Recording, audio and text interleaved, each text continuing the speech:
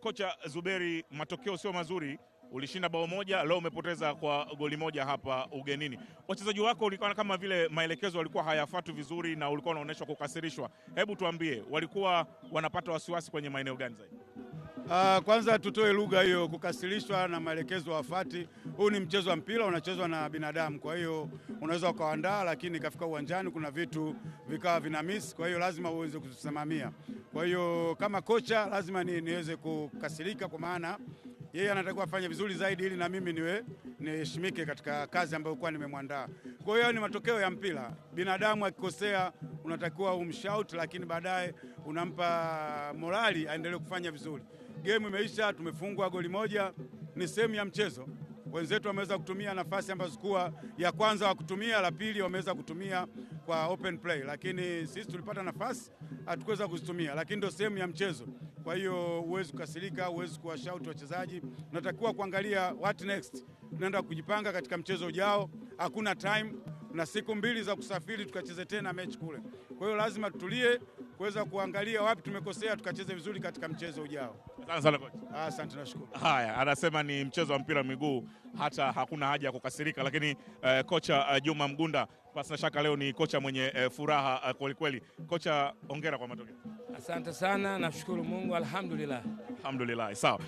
Kocha Hashim Manyanya amekwenda kukopa goli pekee katika mchezo huu, lakini alama 3 hizi ni muhimu zaidi, inawezekana kuelekea katika michezo unaofuata. Yale ulioelekeza walikwenda kuyafanyia kazi kwa kiasi gani? Kwanza awali ya yote tumshukuru Mwenyezi Mungu. Alhamdulillah, mechi imekwisha. Tumeshinda.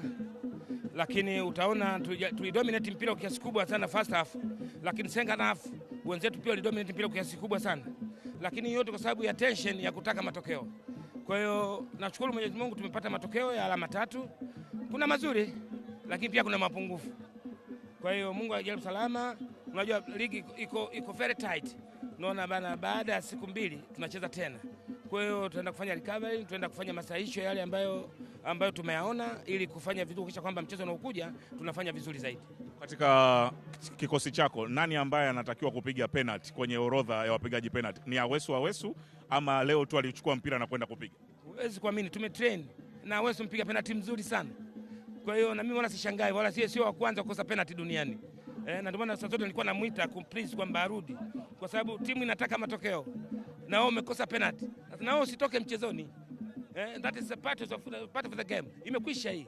Lakini yote kwa tunamshukuru Mwenyezi Mungu, baadaye tukapata goli moja. Ndio nafikiri imefuta sasa. Tunaenda kukaa nao na kuzungumza, lakini lazima nikwambie hii ligi ya safari itakuwa very tough. Amini usiamini. Asante coach.